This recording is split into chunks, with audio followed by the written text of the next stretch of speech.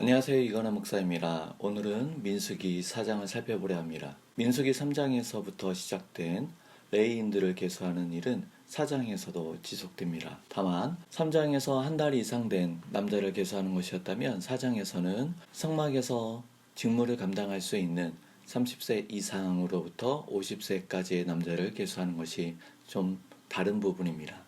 앞에서 이스라엘 각 지파를 계수할 때 20세 이상으로 계수하였습니다. 이는 전쟁을 준비하기 위함이었습니다.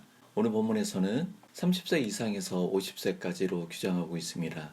이는 성막에서 섬기는 일에 경륜이 필요하고 연륜이 필요하고 또 육체적으로 감당해야 되는 부분이 있다 보니까 30세에서 50세까지로 규정한 것 같습니다. 물론 8장 이후 부분에 보면 25세 이상으로 언급된 부분이 있습니다.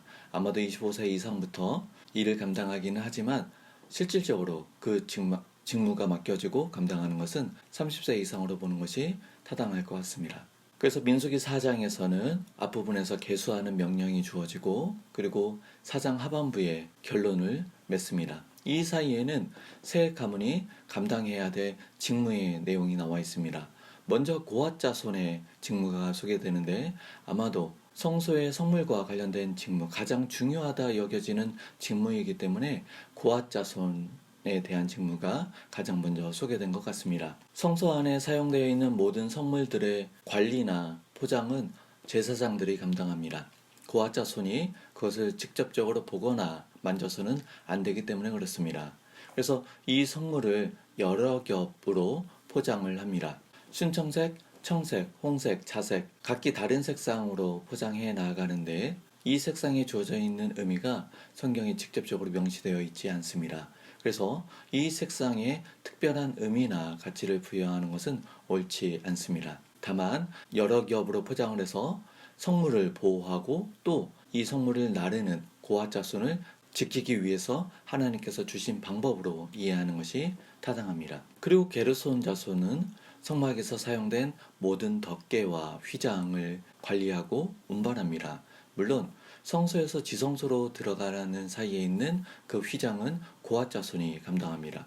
그리고 무라리 자손은 이 성소가 이동형 성소이기 때문에 이 성소에 사용된 모든 목재, 금속재에 대한 이동과 관리를 감당합니다. 이 세 자손들 중에서 무라리 자손이 감당하는 부분이 육체적으로 가장 심한 노동을 감당합니다. 그래서인지 몰라도 실질적으로 세 자손들 중에 무라리 자손의 수가 가장 많습니다. 민수기 4장을 살펴보면서 우리가 생각해 볼 수 있는 여러 가지가 있는데 그 중에 하나는 우리가 하나님의 일을 섬길 때 공동체 안에서 주어져 있는 직분을 감당할 때 열정과 혈기로만 감당할 수 없다라는 것입니다. 그러하기 때문에 나이의 제한이 필요하고 또 다른 측면에서 직무를 감당할 시기와 그리고 물러날 시기를 잘 분별하는 것은 아주 중요한 포인트 같습니다. 이 레위인들은 주어져 있는 모든 직무를 감당함에 있어서 제사장들의 지휘 감독 아래에 있었습니다.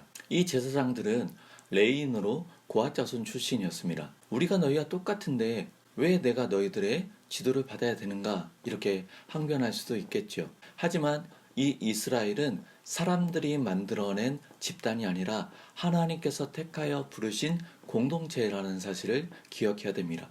하나님께서 주신 그 질서를 존중해야 된다는 것이죠. 그러하기 때문에 하나님을 예배하는 그리스도인으로 택하여 부르심을 받은 우리 모두는 주어져 있는 직분을 인정하면서 말씀 안에서 지도자들의 지도를 따라서 주께서 맡겨주신 일들, 그 직무들을 충실히 감당해야 될 것입니다. 사람들이 모인 그 공동체 안에는 여러 모양의 섬김과 헌신이 필요합니다. 세상의 가치 판단 기준이 아니라 하나님이 택하여 불러주신 공동체이기 때문에 하나님이 주신 말씀을 따라서 하나님이 세우신 그 질서를 따라서 섬김과 헌신이 사용되어져야 될 것입니다. 주의 몸된 교회를 이루고 있는 우리 그리스도인들도 마찬가지입니다. 예배 공동체 안에서 우리는 보다 더 중요한 일, 가치 있는 일, 화려한 일, 거기에 집중할 수도 있습니다. 하지만 보이지 않는 영역 안에서, 티가 나지 않는 부분 안에서 섬기고 헌신하는 일 또한 필요합니다. 어떻게 나누겠습니까? 어떻게 감당하겠습니까?